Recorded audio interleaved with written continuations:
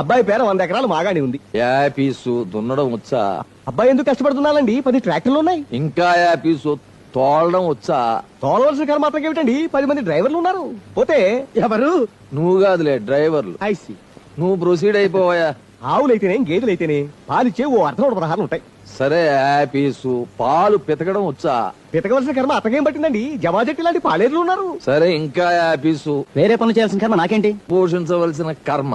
దానికి అబ్బాయి గారికి లోటు ఏమిటండి, ఎడాపెడా బోల్డ్ డబ్బు. రేపది పోతే ఎందుకు పోతుంది? డబ్బు గనక. సపోజ్ రేపు ఆయన హైకోర్టుకి వెళ్ళాడు అనుకో, అక్కడ కేసు ఫెయిల్యూర్ అయిపోతే దొండపాడులో బెండకాయ ముక్క కూడా మిగలదు. అప్పుడు మా అమ్మాయి ఏం చేయాలా? రైలు స్టేషన్ లో తెల్లగచ్చు మీద నల్ల దుప్పటి పరుచుకుని ఎల్లగదలే పడుకోవాలా. ఇలాంటి అదవ సంబంధాలు ఎప్పుడు తీసుకురాకు. తాత ముత్తాతల నాడు ప్రాపర్టీలు చూపించి పోజులు కొట్టే ఈ అదవల్లుడు కాదు నాకు కావాల్సింది. రెక్కల కష్టంతో ముప్పొద్దులా మా అమ్మాయికి మొద్దెట్టేవాడు కావాలా. ఆడు పేదోడైనా నాకు పర్లేదు. అలాగా పోతే పోతే మేము తలుపులు వేసుకుంటాం. చిత్తం.